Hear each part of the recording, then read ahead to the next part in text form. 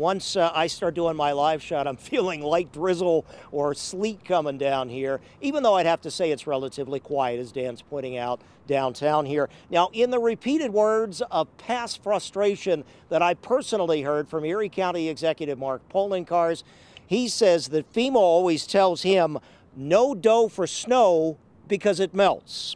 And that's what they say when they try to see if we can get federal assistance to cover some of our costs. So again, relatively new Congressman Tim Kennedy says that he's going to try to put forth a new measure with more specific language when it comes to relief funding. And he hopes that there's bipartisan buy-in in a Republican-led Washington. We'll see.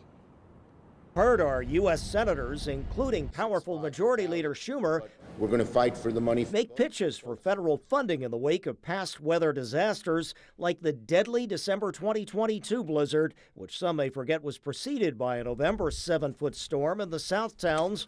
Local leaders weighing in. Under FEMA's rules, the blizzard did not qualify because it was not bad enough storm under the standards that they had, considering what had hit 1 month before. So Representative Kennedy, flanked today by all Democratic Party local leaders, says he doesn't want to be snowed by FEMA bureaucrats for future storms and funding requests, laying out specific guidelines in his suggested measure. It also incorporates a wind element over 58 miles an hour.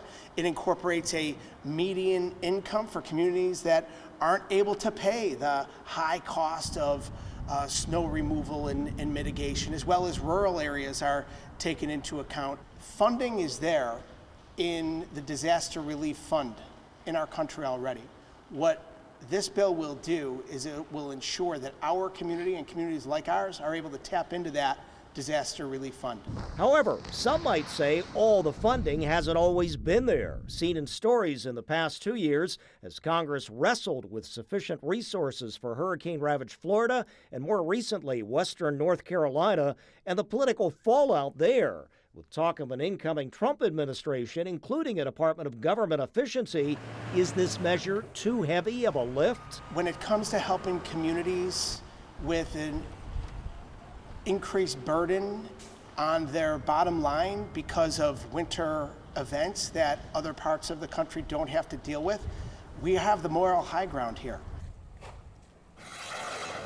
Okay, we'll keep the rhyming going. Will they agree in D.C.? That is, of course, the question. And with his bipartisan talk today, we asked Congressman Kennedy if he got any Republican input. He said he's going to seek that when he actually introduces the bill next month in Congress. But we got some bipartisan input, seeking out Republicans. Actually, we spoke to Congressman Nick Langworthy, his office, and they said that they are generally supportive of such efforts, and they look forward to collaboration, but they were not aware of Congressman Kennedy's bill per se. Up here on the roof side, looking over downtown Buffalo, I'm Ron Plants, Channel 2 News.